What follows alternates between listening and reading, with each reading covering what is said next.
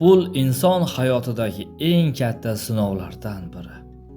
Lekin odamni ezadigan narsa pulning yo'qligi emas, odamni ezadigan narsa pulning o'z hayotiga egalik qila olmasligi. Har kuni ishlaysan, tongda turasan, kech qaytasan, lekin oy oxirida bir qarasang, hamon o'sha holat.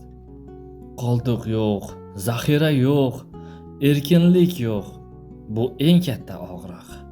Mana shu og'riqlardan eng kattasi topgan pul qo'lda qolmasligi. Odamlar ishlaydi, mehnat qiladi, ammo pul qo'lda ushlanmaydi. Nima topsa bir zumda ketib qoladi. Bu og'riq odamni ichidan yeydi. Yechim bor. Ya'ni xarajatlar ro'yxatini yuritish, keraksiz sarflarni kesish.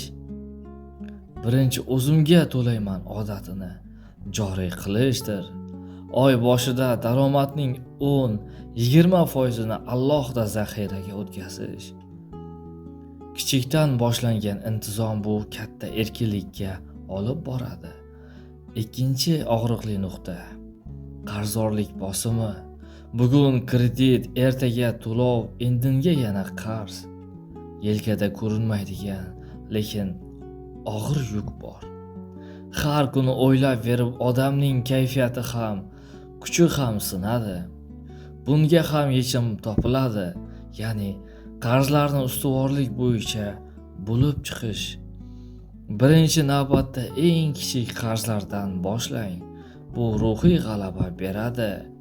Katta qarzlar uchun qo'shimcha daromad manbayini toping.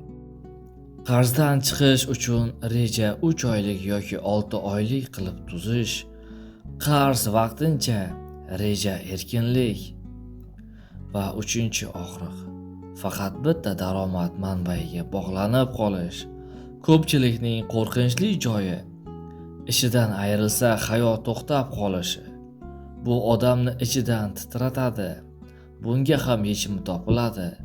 Ya'ni qo'shimcha daromad yo'lini ochish, servis, onlayn ish, savdo, kontent, kichik bo'lsa ham ikkinchi oqim bo'lsin. Ustoz top, o'rgan, ko'nikma orttir. Har oy o'zingga sarmoya qil. Kitoblar, kurslar, bilimlar. 4-chi og'riqli nuqta favqulodda holatlar uchun pul yo'qligi. Mashina buzilsa stress, bolaga dori kerak bo'lsa sarosima, hayot o'zgarib qolsa qayerdan olishini bilmay qolish. Bu insonning eng katta qo'rquvi. Bunga ham yechim bor. Ya'ni kamida 1 oylik zaxira jamg'armasini boshlang.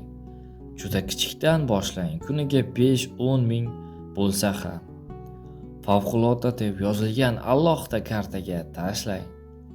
Bu pulga umuman tegmang. Zaxira odamga xotirjamlik beradi. Xotirjamlik esa qudratdir. 5-chi og'riqli nuqta bilim yetishmasligi. Pul topadi, lekin uni boshqarishni bilmaydi. Shuning uchun qancha topsa ham o'zgarmaydi. Ma'lumot yo'qligi eng katta moliyaviy jihatdan og'riq. Bunga esa yechim moliyaviy savod o'rganish. Bu eng yaxshi sarmoya.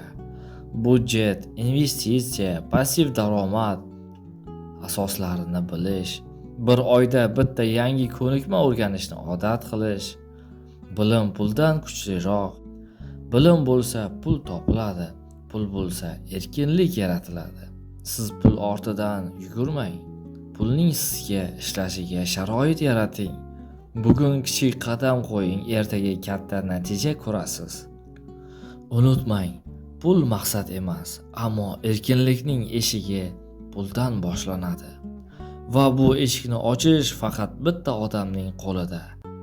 Bu ham sizsiz.